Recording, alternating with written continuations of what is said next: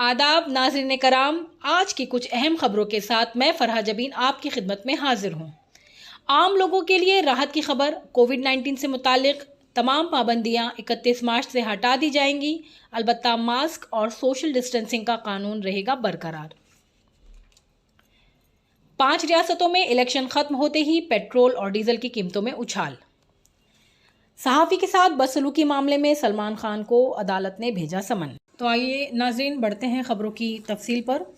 Corona virus के infection के कम होते मामलात को देखते हुए वजारत दाखिला ने तकरीबन 2 साल बाद कोविड-19 से मुतालिक तमाम पाबंदियों को 31 मार्च से हटाने का फैसला किया है। अलबत्ता मास्क पहनना और सोशल डिस्टेंसिंग को बरकरार रखना अब भी लाजमी रहेगा। आपको बताती चलूँ कि पहली बार 24 मार्च 2020 को मरकज़ी हुकूमत ने मुल्क में कोरोना वायरस के इन्फेक्शन को फैलने से रोकने के लिए disaster management act DM act 2005 के तहत कई रहनुमा खतूत जारी किए थे और वक्तन फ़ौक्तन हालात के मुताबिक इसमें तब्दीलियां भी की गई थी। मरकज़ी दाखिला सेक्रेटरी अजय भल्ला ने तमाम रियासतों के चीफ सेक्रेटरियों को लिखे एक ख़त में कहा कि गुज़िश्ता 24 महीनों में आलमी वबाई मर्ज़ के इंतज़ाम के मुख्तलिफ़ पहलुओं जैसे कि बीमारी का पता लगाने, निगरानी, राब्ते का पता लगाने, इलाज और इससे मुतालिक कई अहम इक़दाम किए गए हैं। वैक्सीनेशन, हस्पताल के इंफ्रास्ट्रक्चर की तरक्की वगैरह के हवाले से भी इक़दाम किए गए। उन्होंने कहा कि अब आम लोग भी कोविड-19 से निमटने के लिए ज़रूरी मालूमात से काफ़ी हद तक आगाह हो चुके हैं। उन्होंने कहा कि रियासतों और मरकज़ के ज़ेर इंतज़ाम इलाकों ने भी अपनी सलाहियतों के एतबार से निज़ाम तैयार किए हैं और आलमी वबा के इंतज़ाम के लिए अपने मंसूबों को नाफिज किया है। पिछले 7 हफ्तों में नए केसेस की तादाद में ज़बरदस्त कमी आई है। उन्होंने कहा कि 22 मार्च को कोविड-19 के ज़ेर इलाज मरीज़ों की तादाद कम होकर 23,913 रह गई थी और इन्फेक्शन की शरह 0.28.0% थी। यहाँ ये बताना भी ज़रूरी है कि मुल्क में कोविड-19 वैक्सीन की कुल डोज 1.8 बिलियन दी जा चुकी है। ये आदाद शुमार हेल्थ मिनिस्ट्री की वेबसाइट पर मौजूद है। अजय भल्ला ने ख़त में लिखा है कि आलमी वबाई मर्ज़ के फैलाव में सूरत हाल और हुकूमत की तैयारियों को मद्देनज़र रखते हुए नेशनल डिज़ास्टर मैनेजमेंट अथॉरिटी ने कोविड-19 पर काबू पाने के इक़दाम के लिए डीएम एक्ट के दफ़ात को लागू करने की अब कोई ज़रूरत नहीं रह गई है। अब नाज़रीन बढ़ते हैं दूसरी खबर की तरफ। 5 रियासतों में इलेक्शन ख़त्म होते ही एक बार फिर पेट्रोल डीजल की कीमतों में इजाफा हो गया है। इलेक्शन के ज़माने में जिस तरह से पेट्रोल डीजल की कीमतों पर कंट्रोल किया गया था, ऐसा लग रहा था कि अब कीमतों में इजाफा नहीं होगा, लेकिन इलेक्शन ख़त्म होते ही हुकूमत ने एक बार फिर से आवाम की जेबों पर डाका डालने का काम शुरू कर दिया है। इस मरतबा सिर्फ पेट्रोल और डीजल की कीमतों में ही इजाफा नहीं हुआ है, बल्कि इसके अलावा भी कई खाने पीने और रोज़मर्रा की ज़रूरियात की कीमतों में भी इजाफा कर दिया गया है, जिससे गरीब आवाम का जीना हराम हो गया है। वाज़ेह रहे कि इस साल का पहला इजाफा मंगल को पेट्रोल और डीजल की कीमतों में किया गया। पेट्रोल और डीजल की कीमतों में 80 पैसे फ़ी लीटर इजाफा किया गया है। मंगल को कौमी राजधानी में पेट्रोल की कीमत 96 रुपये 21 पैसे लीटर थी, जबकि डीजल 87 रुपये 47 पैसे लीटर पर फ़रोख्त हो रहा है। ये इजाफा रवा माली साल के आखिरी महीने यानी मार्च में हुआ है।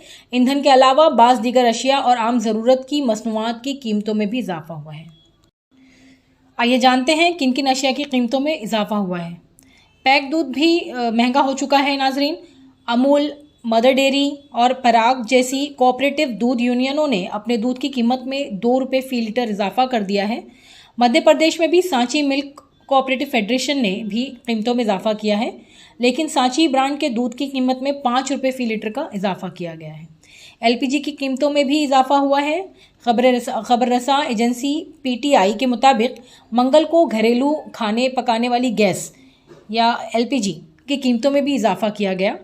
घरेलू खाना पकाने वाली गैस एलपीजी सिलेंडर की कीमत में 50 रुपये का इजाफा कर दिया गया है, यानी अब आपको एक सिलेंडर के लिए 50 रुपये ज़्यादा अदा करने होंगे।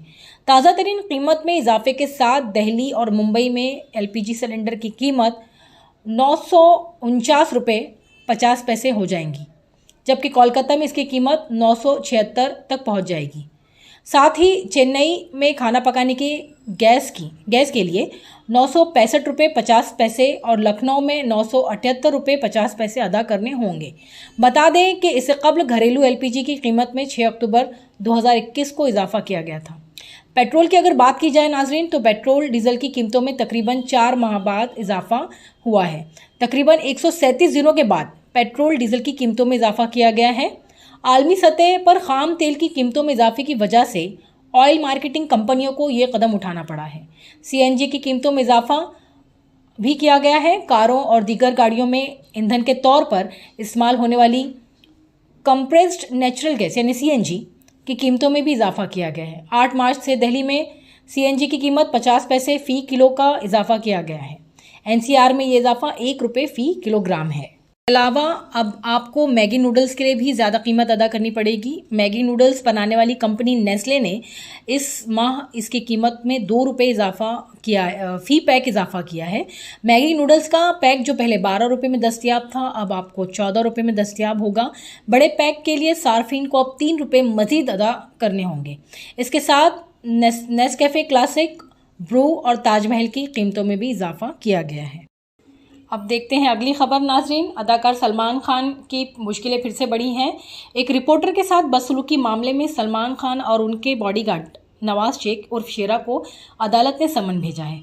मुंबई की एक मकामी अदालत ने मारूफ अदाकार सलमान खान और उनके बॉडीगार्ड नवाज शेख उर्फ शेरा को 2019 के एक मामले में एक सहाफ़ी की जानिब से दायर की गई शिकायत पर समन जारी किया है।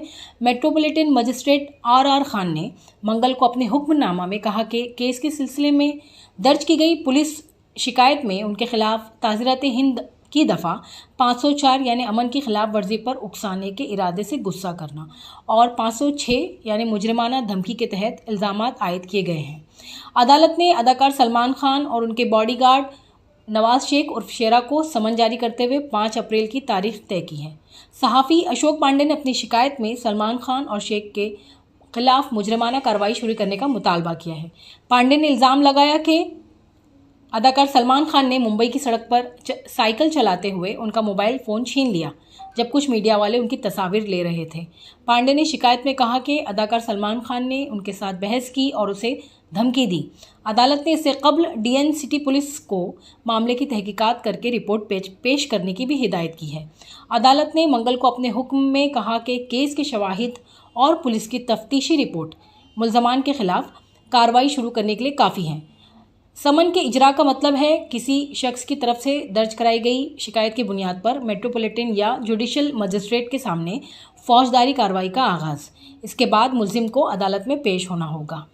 इस तरह की ताज़ा तरीन खबरों को जानने के लिए हमारे चैनल बसीरत ऑनलाइन से जुड़े रहिए। लाइक कीजिए, कमेंट कीजिए, शेयर कीजिए।